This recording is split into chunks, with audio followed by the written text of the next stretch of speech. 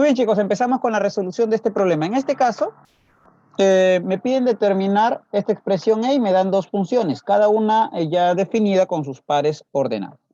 ¿Está bien, chicos? Entonces empezamos con la resolución de este problema. Profesor, ¿cómo resuelvo esto? Vamos a resolver primero toda la parte interna. G de 1, F de 2, F de 0.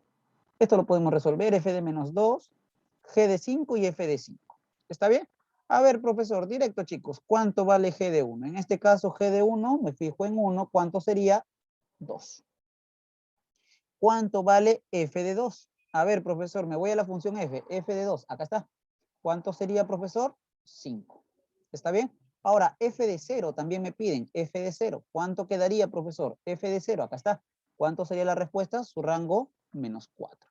¿Qué más, profesor? F de menos 2. F de menos 2. ¿Cuánto sería, profesor? ¿Dónde está menos 2? Acá. ¿Cuánto sería la respuesta? 1.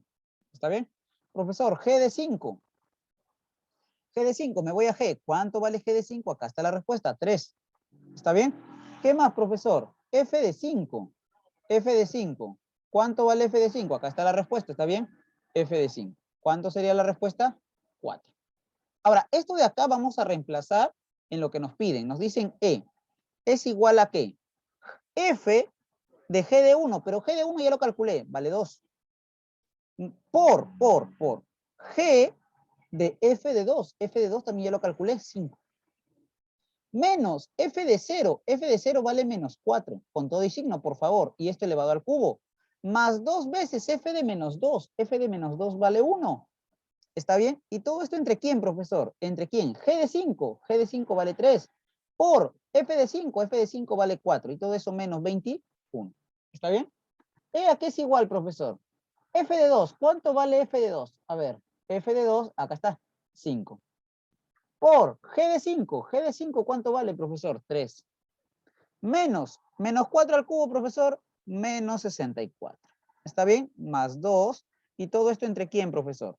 4 por 3 o 3 por 4, 12. Menos 21, menos 9. ¿Cuánto me va a quedar en la parte superior? Arriba me queda 15 más 64 más 2. ¿Y todo esto entre quién? Entre menos 9. ¿Está bien? ¿Cuánto me saldría esto? A ver, profesor. Acá 6, 11 lleva 1, 81 arriba. Y abajo, menos 9.